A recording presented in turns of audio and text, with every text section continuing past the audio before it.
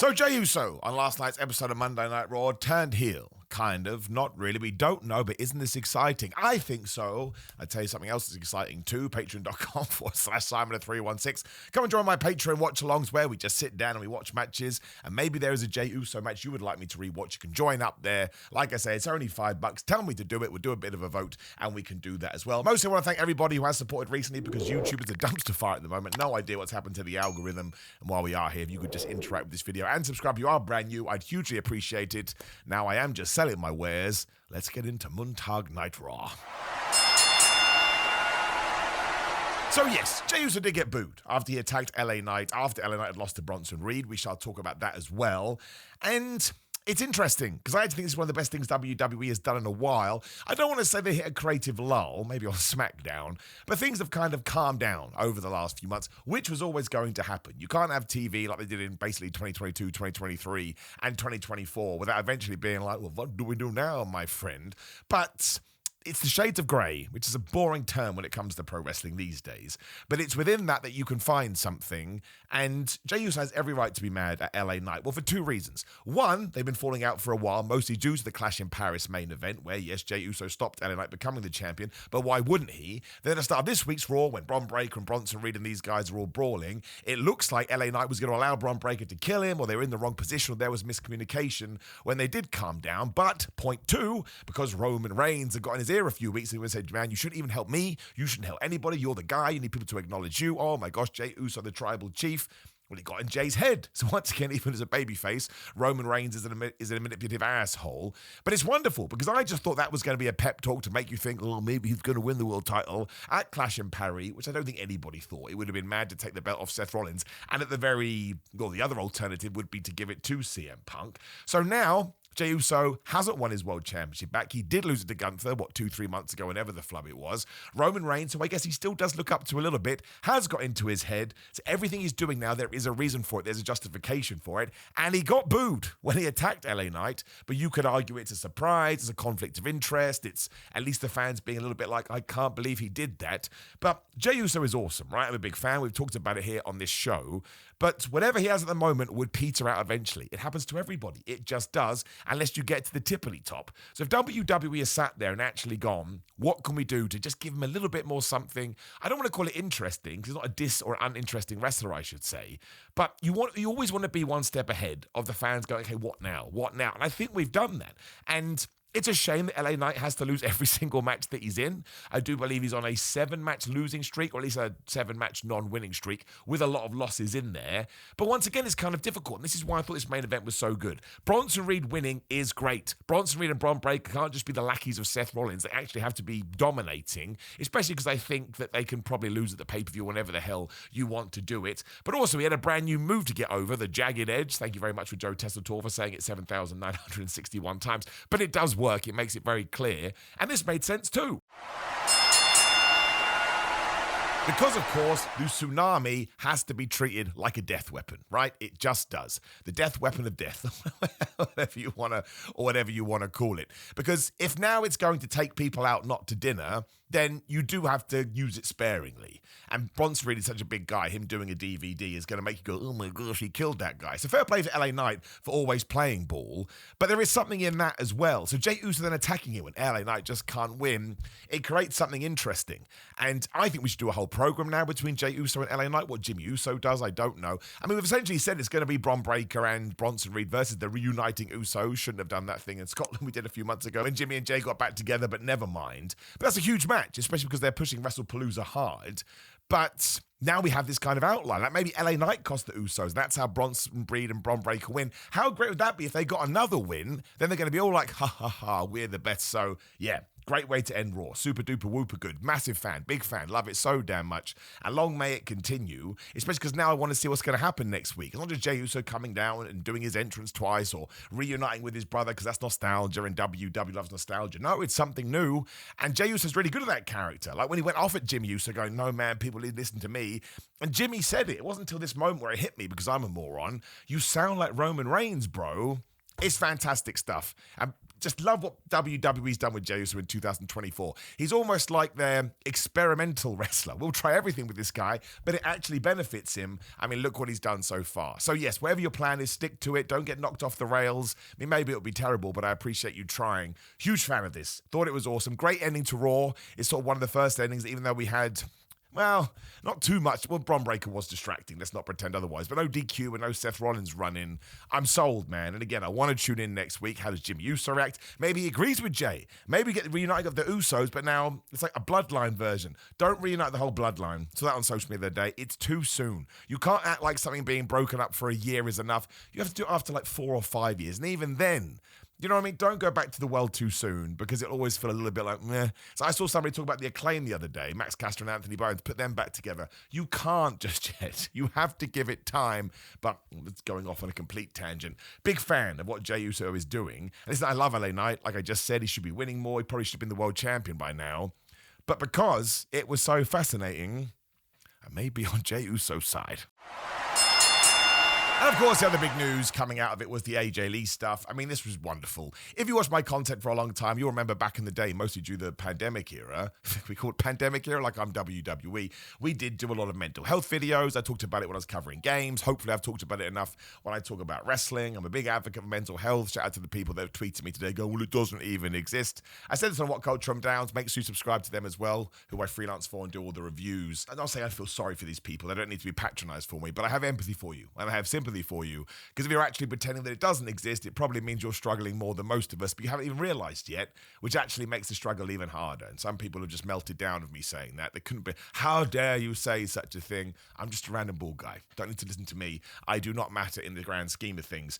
But AJ Lee using her promo after 10 years away, she could have said whatever she wanted, probably had carte blanche. But to come out and say, listen, I retired because I felt like I accomplished everything in WWE. I wanted to write a book, I wanted a production company, and all these amazing things she's done. But also I wanted to get my mental health right, and I've talking to people, and I've got therapy, got a flipping therapy chant on Raw, which is very interesting in the modern day. But it was just wonderful, and it was so damn great. And maybe that's one of the reasons she came back. Maybe you don't know. I'm going to have to probably figure into her thinking, where she was like, I'm going to have this huge platform with millions of people watching, even a million more on social media. I'm going to tell them that every day is a struggle, but it's worth it, and it's fine, and I like myself, and I talk to people, and I communicate, and I cry, and I laugh, and I have ups and downs. Who would know more about that than me? And it's just, you know, when somebody is that much of a star, again, look at all the reaction over the last few days since you did return on SmackDown. The message does carry more weight than a random person like me, although it would be great if we could all talk about it. So she's just my hero, because even if one person gets affected by that, awesome. You may have saved a life, right? Which may sound like a silly thing to say, but I've had some conversations with people on how they sort of watch YouTube and the entertainment they get out of it just to keep them on the straight and narrow. And it's very humbling and it's very, very cool. So for AJ Lee to do that, great. We are getting AJ Lee and CM Punk versus Seth Rollins and Becky Lynch. Becky Lynch, listen, everybody's awesome. Becky Lynch is my, what's the word I'm looking for? Man of the match, player of the match, woman of the match, MVP, whichever word you want to use, of this whole thing. She's so funny. I saw Kevin Nash the other day. Listen, Kevin Nash's opinion is way more important than mine because he's got the experience.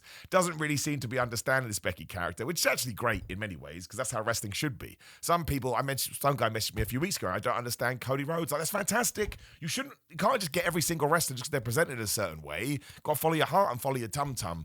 But I think this is the best Becky Lynch has ever been, apart from when she blew up as the man. She makes me laugh. She is such a good heel. Like, she's so obnoxious in the best possible way.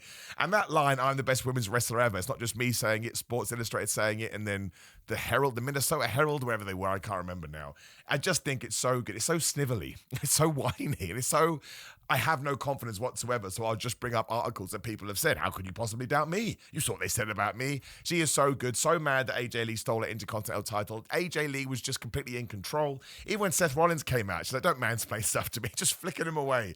I can't be bothered. Then, of course, CM Punk comes out. We have the mini brawl. And Seth Rollins does the classic heel thing of, I'm so mad I'm going to accept this tag team match, even though deep down we don't want it. And then Becky Lynch freaks out again like, no, I don't want to be involved. I really do think I hope we treat it like, who was it? Kurt Angle and Ronda Rousey versus Triple H and Stephanie McMahon. Over the top, silly. Wink, wink, nudge, nudge. Everybody knows what's going on. We're just going to have a good time.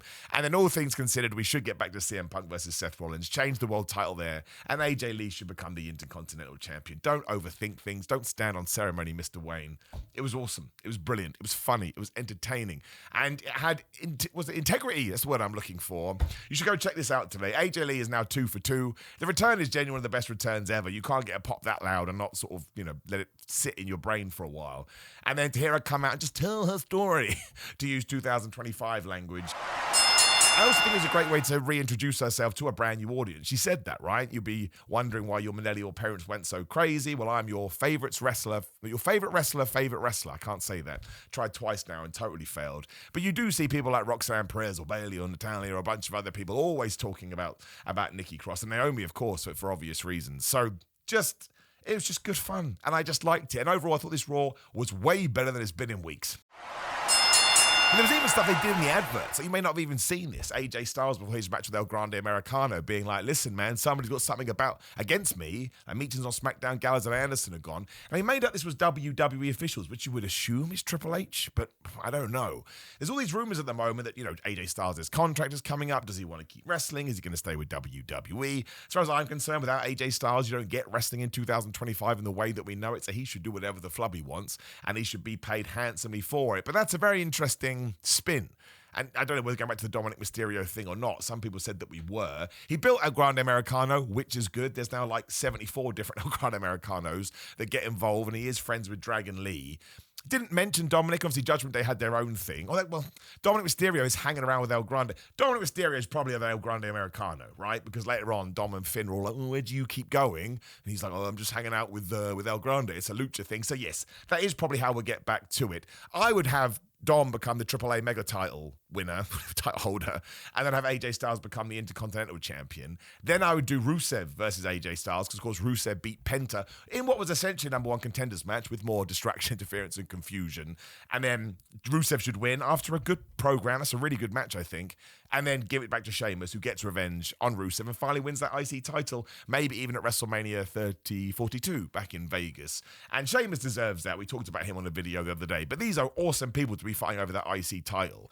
And Dominic Mysterio spinning off over there to win essentially a world championship, I think would elevate him. But also, I do think we need to kind of relight the fire under the men's IC title at the moment. I love Dominic Mysterio with it, and the AJ Styles stuff has been good, but it's so wishy-washy because there's sort of other stories they spin off into. But Rusev versus Penta was great too. I need more matches like that. We also had Lyra Valkyria versus Raquel Rodriguez. More of these. I mean, maybe I have seen it before, but I don't remember. But more of these sort of mid-card awesome matches that just go on. So much fun to watch. Even Nikki Bella versus Asuka was fine. I didn't think it's going to set the world on fire. I'm not trying to disparage it by any sense of the imagination. But it was just very, very watchable. I am concerned, not really concerned because who cares? I don't think Asuka is going to be able to be a heel. I think people like her too much. She's too good in the ring and she's too funny. And we had more segments backstage. At one point, Nikki Bella, after the loss, was going off against her. Asuka's like, I beat you, you idiot. And then Rhea Ripley walked in and said, we got a problem here. I was like, yeah, 2 of them. Just point. She's very funny. She's just so over the top and wonderful. The Rhea Ripley thing is weird at the moment as well. I talked about this earlier. She only turns up in backstage skits. I really hope she's not injured. I am just repeating myself now. But the Wardlow thing has got me so scared, and all the best of that guy. It sounds like he's torn his pec, which is just not fair. I don't care who you are. But I'm worried that Rhea Ripley is secretly injured and we're trying to cover this up, which, well, that's the best thing to do. But we need to put Rhea Ripley in front of people, right? And also, I think I see some really horrible things online sometimes, and you need to ignore it. They don't actually mean it. They're just cretins. Just Poindexters. But to go through, I've been through wrestling injuries, right? And it's so awful. It's not even the physical pain, it's the mental pain. So for Wardlow to be away for that long, do the whole American Gladiator series, where I presume he was fine, then come back to wrestling and suffer that. I mean, he could be fine. I don't want to put words in his mouth. But mentally, going back to that, it's so tough. So just, yeah, all the love to that guy. But, I mean, eventually, but now originally I thought it was going to be Io Sky and Rhea Ripley versus the Kabuki Warriors. But I guess now you could do Nikki Bella too, or maybe there's some 6-way you could do. I don't know about that. We didn't get the Io Sky Stephanie Vaquer contract signing because Stephanie wasn't there, and nobody told us why, so I hope she is okay. That match sounds like it's still going on, but we wait and see. And then, yeah, we basically got to the main event stuff between LA Knight and Bronson Reed. I actually quite like Seth Rollins not being with the Bronze, which worries me a little bit about the Vision, but I don't want to jump on too much because, again, it's only been a couple of weeks. But I enjoyed this week's Raw a lot. I thought it was very watchable. I thought it was a lot of fun things to be excited about. It's just, you know, when we come out Clash of Paris, are we going back to the Punk Seth Rollins stuff? I would imagine that is going to be. There's your world title program. There's your women's IC title program. AJ and Dom probably get back into it. Rusev has obviously set out his case. Not sure what Penta does. Not sure what El Grande Americano does. I mean, they're there to serve stories, but it's not like they have an end goal of their own.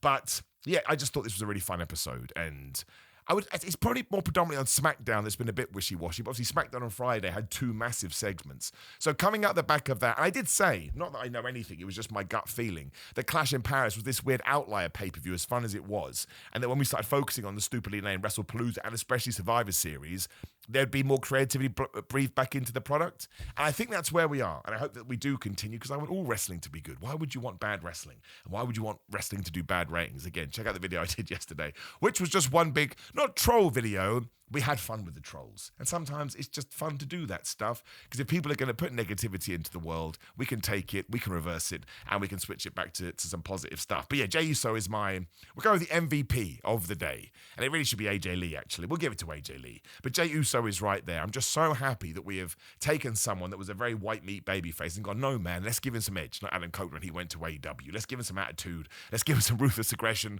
Let's give him some PG. And let's give him some reality. And let's give him some Panderic. I believe they're all the eras. What's the current era called?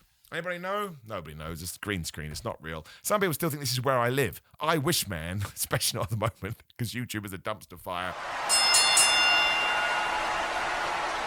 But you know what the most important thing to do is. Please do drop me a comment below and let me know what you think about all of this. Otherwise, interact with the video. Like I say, subscribe, like the video, click the video on the screen, which again, I think this video is funny. You got to watch it and tell me if it's not. I'll never do it again. Otherwise, I may do one a week. Otherwise, yes, goodmine.com/Simon. Good Simon, get 10% off. We talked about Patreon. Check out my new fitness channel as well. Talked to everything Triple H and The Rock recently. Simon316 on social media. Simon on TikTok. Simon on Cameo. Simon Miller on your usual merchandise sites.